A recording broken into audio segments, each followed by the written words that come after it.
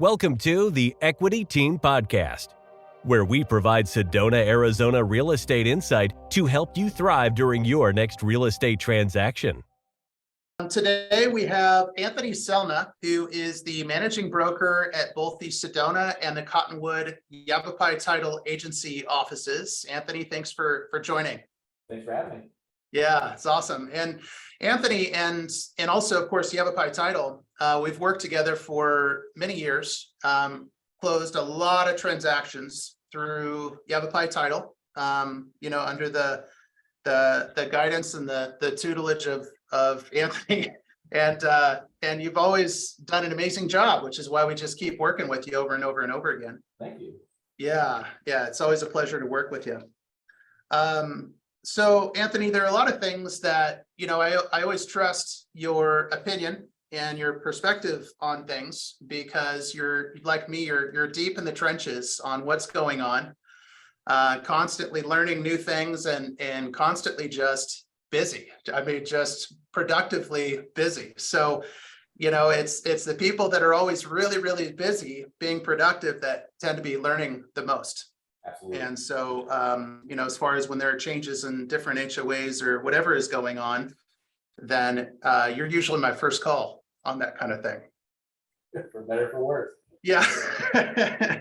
So the first thing I wanted to ask you about is, I've been hearing more and more about land scams that are kind of surfacing. And not to spend too much time on that, but do you mind kind of explaining what's going on with these land scams and what does it mean to buyers and what does it mean to sellers?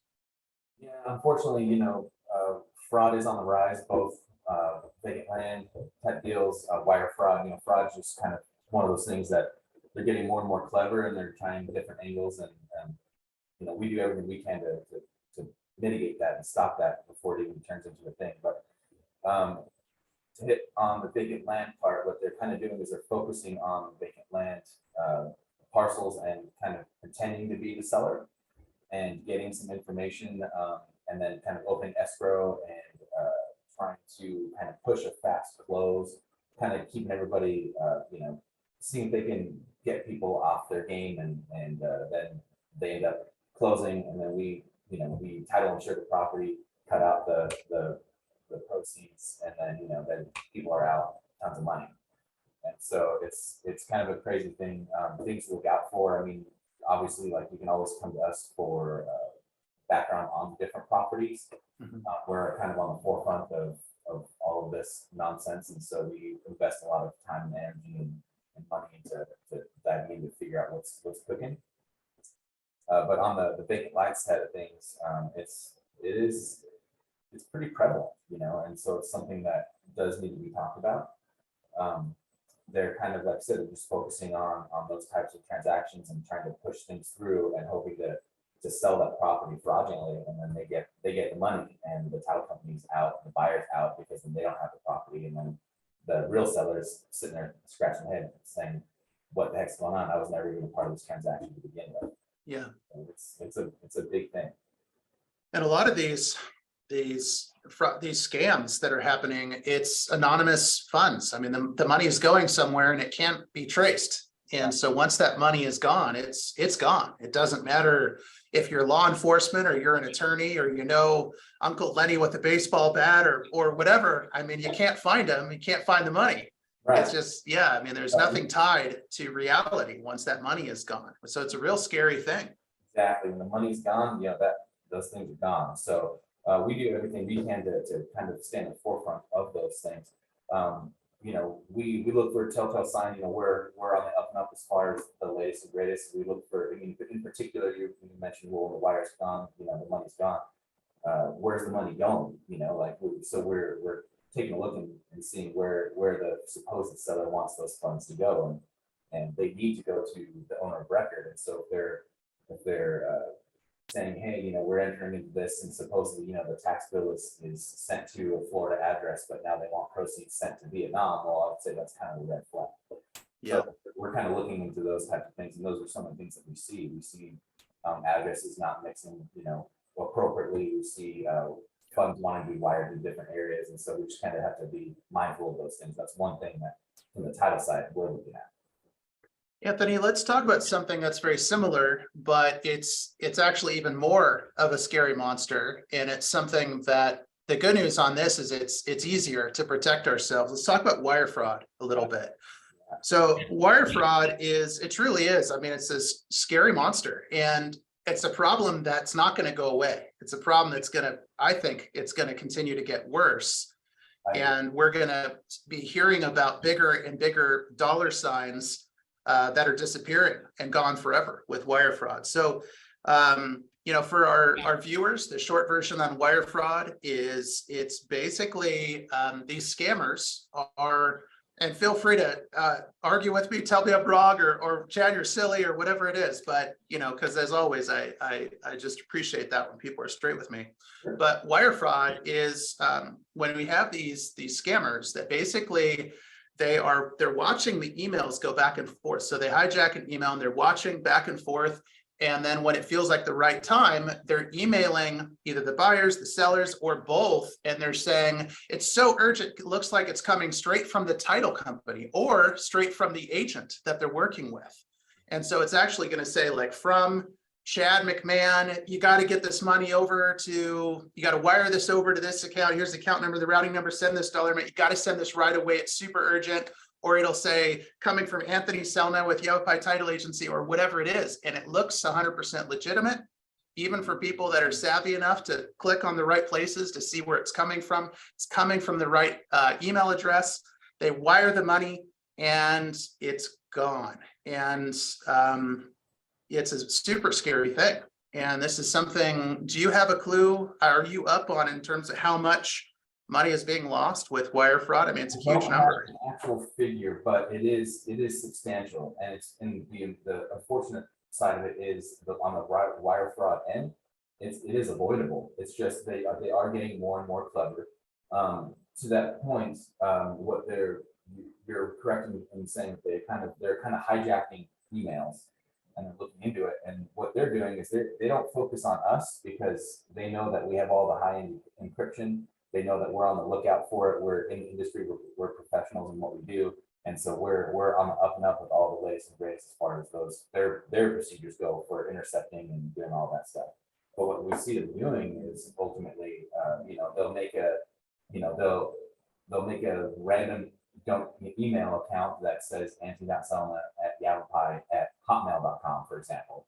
And so there's those little tweaks to make it, they try to make it look as legitimate as possible, but there are little indicators there because all of our email domains obviously are going to be at YavaPaiTitle.com. And so that's one game that they play. They'll make a fake email account. They do the timing thing where they're intercepting those emails and kind of looking on, because the people that we're working with are using Yahoo and Hotmail and Gmail, all these things that their encryption isn't as high end as ours. And so they break in on that side, monitor things. And then, like you're saying, when they think it's go time, they're going to hit them hard and try to pretend that there's somebody that they're not and change those wiring instructions and do everything. So what we need to do is make sure that we're in constant communication with everybody and, making sure that if you're getting weird emails or you feel like you're getting undue pressure or all of this stuff, you need to be reaching out to your agents and reaching out to the title company, to Yavapai Title, and saying, hey, like, what's going on? You said I could bring in a cashier's check, and now all of a sudden you're saying it has to be wire instructions, and they're now changed, and it has to happen now. And so we kind of just need to use a little bit of common sense and just kind of coming back down to earth, because the buying process and selling process can be a heightened emotional situation. Things are coming and going really quickly, so we need to make sure that we take time to smell the roses, so to speak. Let's not rush things and make sure we do everything appropriately. Yeah. If there's just like one simple thing that anyone and everyone could do to 100% protect them from wire fraud, what's the one simple thing? Oh man, communication. Easy. That's the easiest question in the world. Communication. You call me. If you're getting wire instructions, anytime you get wire instructions, you're calling that source. So if we're dealing with proceeds, let's say we're wiring, $1 million to the seller, well, you can be sure that we're going to be calling and verbally verifying those instructions on the phone, because we're going to guarantee those funds get there. Yeah. We're going to be wiring out all willy-nilly. Nobody else should do it. So the biggest you can do is communicate, call, verbally verify, and make sure you're to date with all the stuff that's going on with instructions themselves. And then just having that open line of communication is going to stamp it out. Yeah. Yeah, always verbally confirm with the source. That's exactly right. And I mean, this may sound silly, but it's important, I think, to at least just voice this, that if in the email, you know, it says urgent, send this stuff, or, you know, if in that same email it has a contact number, you don't call that contact number. I mean, you call the real contact number, you know, independently. Right. And if you can't find the contact info, you know, either check with your agent, or, you know, you can always look online and you could, you know, find, you know, Anthony Selna's Yavapai title and find the phone number and you can call, and that's a safe way to do it also. Right. Right. But yeah, this wire fraud thing, it's becoming more and more common. It's absolutely crazy. And they're getting clever and they're working in every angle they can to take your money. They don't care about you. They want your money. Yeah, that's right. They're bad about taking it. So the next thing I'd love to chat about is seller concessions. And, you know, it's a misunderstood thing, I think, by a lot of people, and even a lot of real estate agents, you know, kind of have these misconceptions about seller concessions. I'm a huge fan. I think that seller concessions they're a really valuable tool that can benefit both parties. And it's a great way to kind of put things into the box that you need it to be so that it works. So just for our viewers that they understand, there's a part of the purchase contract that addresses seller concessions. And ADRE, Arizona Department of Real Estate, they make it really easy. And they just say, you know, what seller concessions does the buyer want, either percentage of the purchase price or a flat dollar amount. The one thing that's really important to know is that two things. One is there are a lot of sellers and there are a lot of listing agents that are not as savvy and they're not as creative thinkers. You know, they're used to the old school way of doing things, which had pretty much no seller concessions. So if you get dealt a bad hand and they're not comfortable with seller concessions, then you probably won't be able to utilize them. But it is becoming more and more common. The other thing is that most lenders have a maximum seller concessions. So anytime you're talking with your agent about seller concessions, of course, we do it automatically because we just work with this all the time, but make sure that your agent checks with the lender or you check with your lender and see what their cap is, so that you're not getting into a contract that's above and beyond what they allow, because that's a problem. Yeah, it really is. Yeah. And I mean, it's something that can be, we're seeing more and more of seller concessions on the rise, given the interest rate environment that we're in. That's right. And we're seeing a lot more negotiation in that angle, as far as the seller giving a little bit of money to make sure the deal goes through, given the circumstances that we're in. So they're definitely being utilized and more so now. Yeah, for sure. Yeah, getting, you know, seller concessions are pretty largely responsible for still, even now, being able to get interest rates down into the 5s or even sometimes into the 4s. And that's by, you know, maybe you get 3% or even 5 or 8%. The most I've done is 8% seller concessions. And it really brought down that interest rate. And it got an interest rate from, gosh, it was in the 6s down into the upper 4s, I think. And thing for buyers. And usually, just FYI for our viewers, usually the lender requirement is right around, their cap is usually about 2 or 3% seller concessions. But there are some that, obviously, if I was doing 8%, that's a different lender and they had a higher cap. So, right. Cool. Now, you know, I've been seeing, especially with a lot of the DSCR lenders, but also some out-of-state lenders and some other causes too, I've been seeing a lot of close of escrow delays. And a lot of this it's avoidable unless the lender is playing games and kind of making a monster out of things that shouldn't be there. But what are you seeing? I mean, you're in the deep of it. So what are you seeing on close of escrow delays? How can we kind of avoid them? I mean, from the lending standpoint, the best thing that we can do is, I mean, to that end, yes, what we're seeing on the delay aspect is going to be out-of-state lenders, people maybe not familiar with the Arizona lending process as much as you might have with the local lender. But we're seeing that maybe some unorthodox practices, maybe something that's standard or even unorthodox for where they're at, but it's definitely unorthodox in Arizona. The best thing that you can do is maybe have those communications with lending up front. I've found that maybe having three-way calls with the lending and the agents and escrow kind of can help things out as far as kind of smoothing out that process.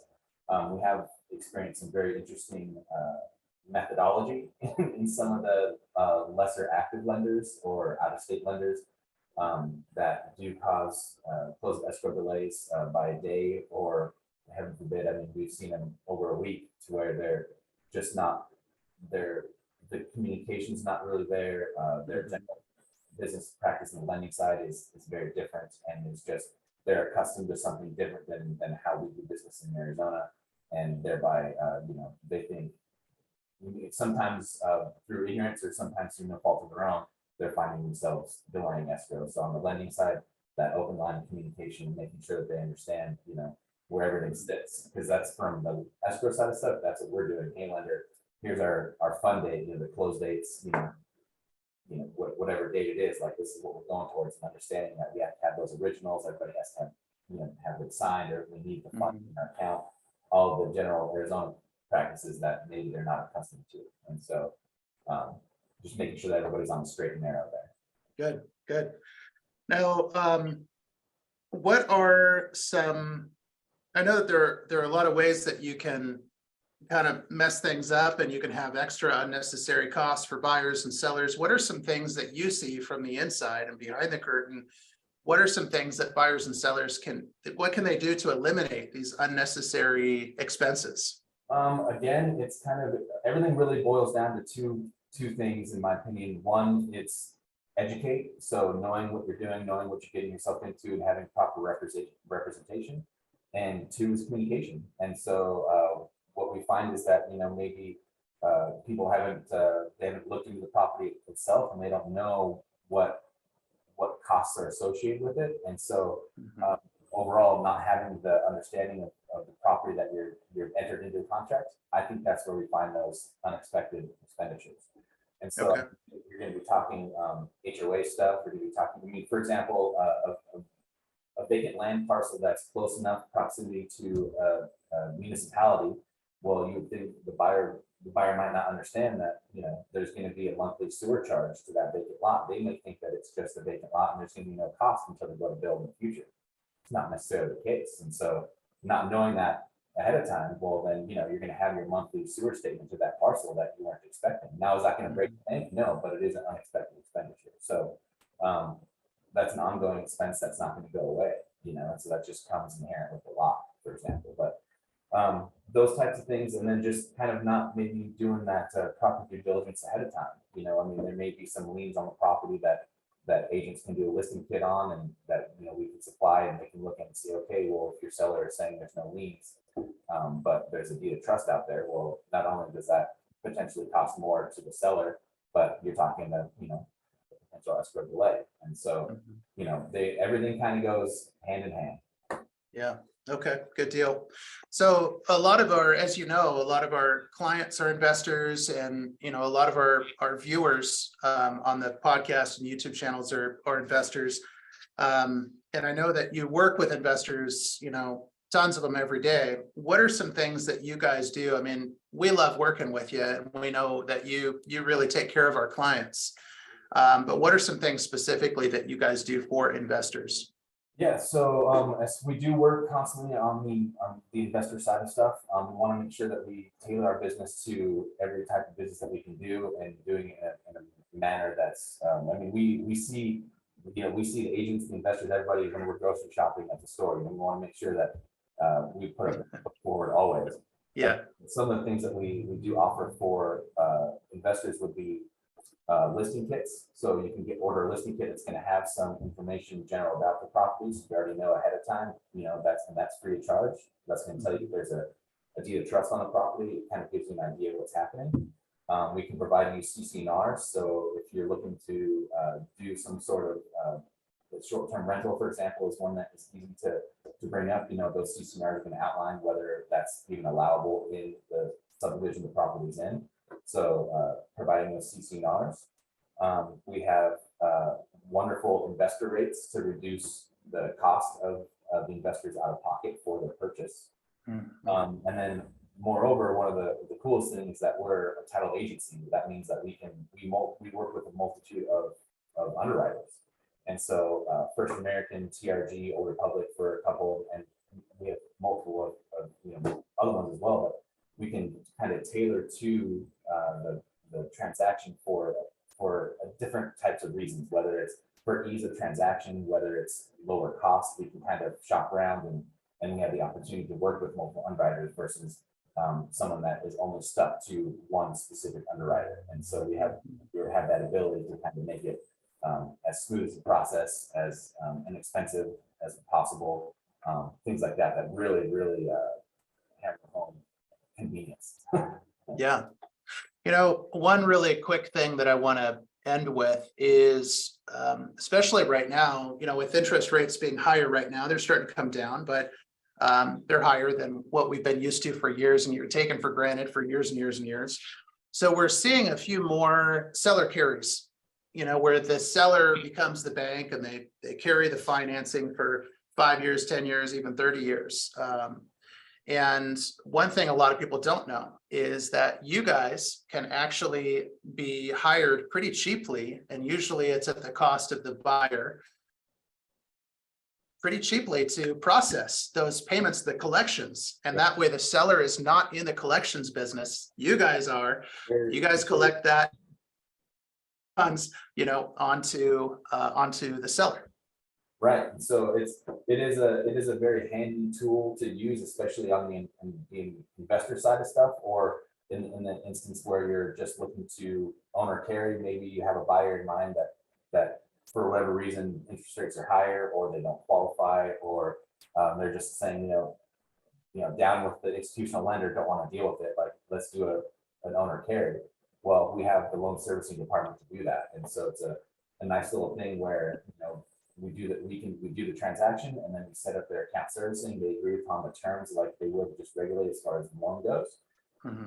The buyer, we close, the buyer gives us the money, and then we process that and kick the money out to the seller. And so then the seller is not necessarily chasing down those payments. It just kind of happens naturally. And so it's a really cool and very inexpensive service that we can provide.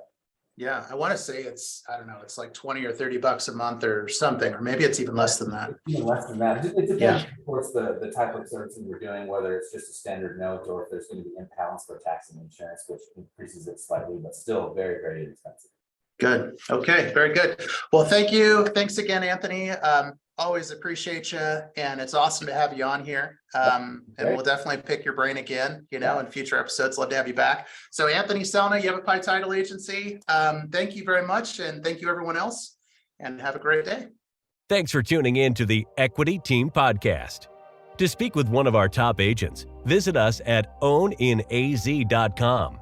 That's owninaz.com, or call us at 928-323-0031.